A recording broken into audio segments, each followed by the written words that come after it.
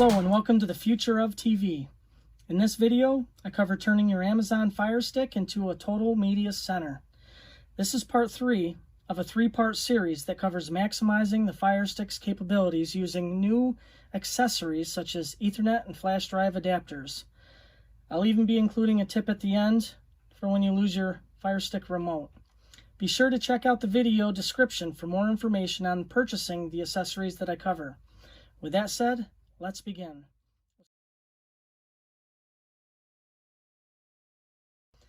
This TV is not a 4K, but we'll be able to test out the connection by installing a speed test application and running the test over the Wi-Fi as well as the LAN, which is the Ethernet cable basically. So we'll start with installing the speed test.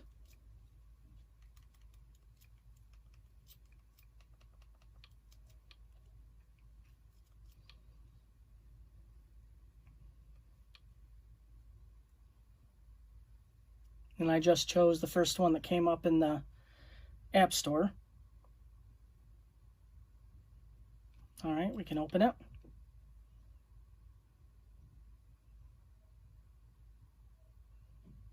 In order to start it, all you have to do is select the button. So first we're running off the Wi-Fi. I'll go into the settings and show you that it's the Wi-Fi, and then I'll plug in the LAN adapter and we'll see what we get with as far as the results.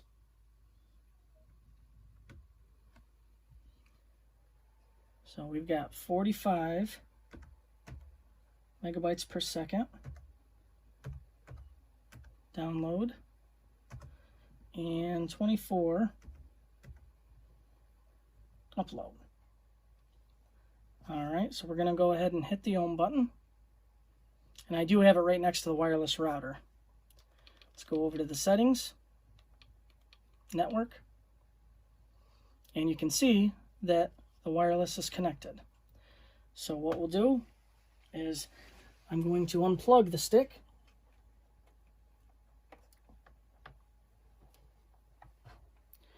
plug in the Ethernet adapter, power goes into the stick, power goes into the box, and then we have Ethernet cable,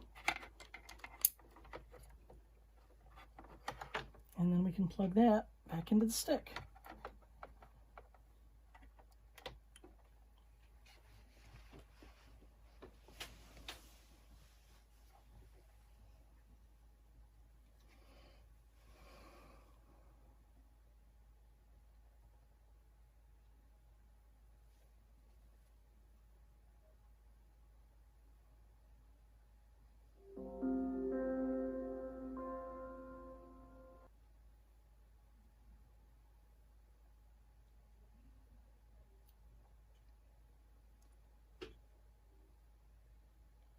From the home screen, we'll go over to the settings, network, verify that it's the Ethernet configuration, which it is. Select the home button, go down to the speed test,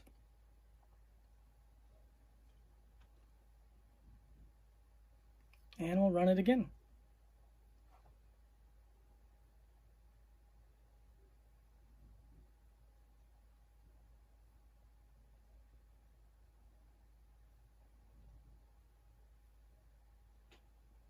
Now my connection is a fiber connection.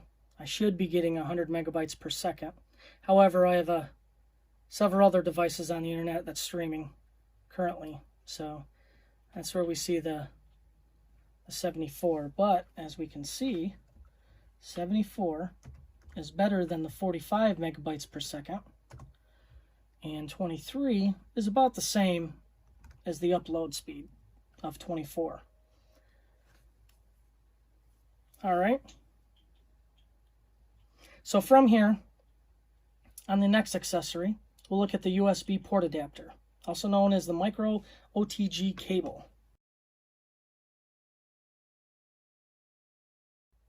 Again, we're going to have to unplug the Firestick because we're messing with the power.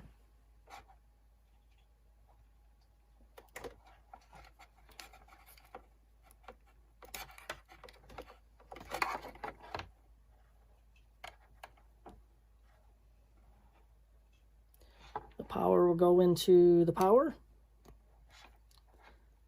We will add this little flash drive, also known as a thumb drive, USB drive, into the port.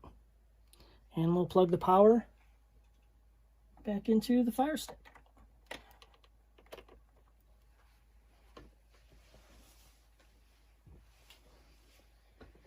So for this part of the test, I added several files on the USB drive. A couple movies and a song.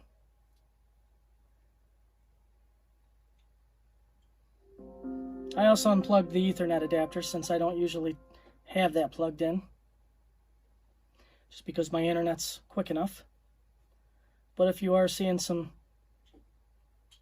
buffering going on or some freezing up on the Firestick, other than a restart or removing some of the applications, an Ethernet cable plugged into the modem or to the wireless router even should help. Okay, so in order to play anything on one of these external drives, you need a file explorer.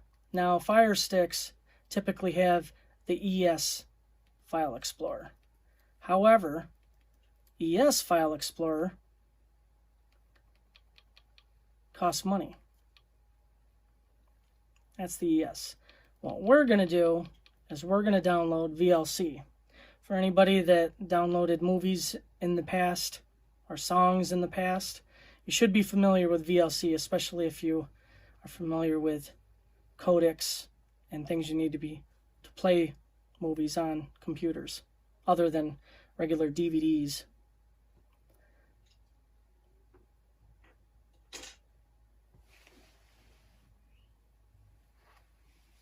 All right, we're going to open it up. Now, right off the bat, it's going to want you to allow it to connect to your device. External storage detected, which is great. Mine is called Ready Boost. That's why you see the Ready Boost right there. I'm going to hit yes. And after a few seconds of loading, it should see everything that we have on it. So right off the bat, we can see that our movies are popping up.